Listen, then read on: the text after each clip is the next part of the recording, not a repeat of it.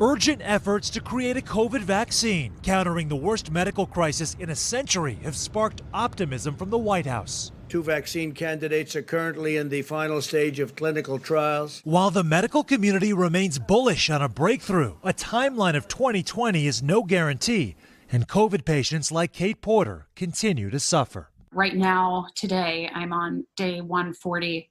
As we speak, I have the highest temperature that I've had all 4 months, actually. That's why I'm sweating and a little shaky right now. The 35-year-old mom from the Boston area says she's battled around 30 symptoms since contracting coronavirus in mid-March, making 2 visits to the ER. The high heart rate, I can feel my heart like skip a beat. With elevated heart rate, shortness of breath, and brain fog, just a few, leading to a hodgepodge of medicines. Now, possible relief in the form of antibody treatment. These antibodies prevent the virus from replicating. So if you get in early enough, you can imagine that you can actually block that initial wave of virus that occurs when your body gets infected with COVID-19. Drug maker Eli Lilly and the National Institutes of Health calling for 2,000 volunteers, one trial involving COVID patients hospitalized, the other coping at home to test the effectiveness of antibody treatment.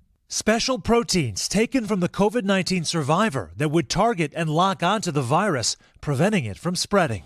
If successful, the therapy could prevent some patients from ever reaching the hospital doors and potentially block the virus from replicating any further in people like Kate. What would an effective treatment, even if you have COVID-19, mean for your situation? I mean, it would give me hope again, and it would give me like this, it would just give me everything I need to kind of resume my life and just do all the things that I love.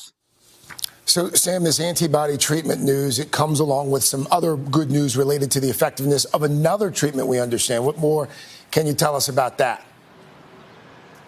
Yeah, we'll certainly take all the good news we can get right now, Craig. Researchers analyzed data from about 3,000 patients and found that those who had received plasma transfusions rich with antibodies saw their mortality rates drop about 50% in 7 days. The key here appears to be getting that transfusion quickly after diagnosis, 3 days or less.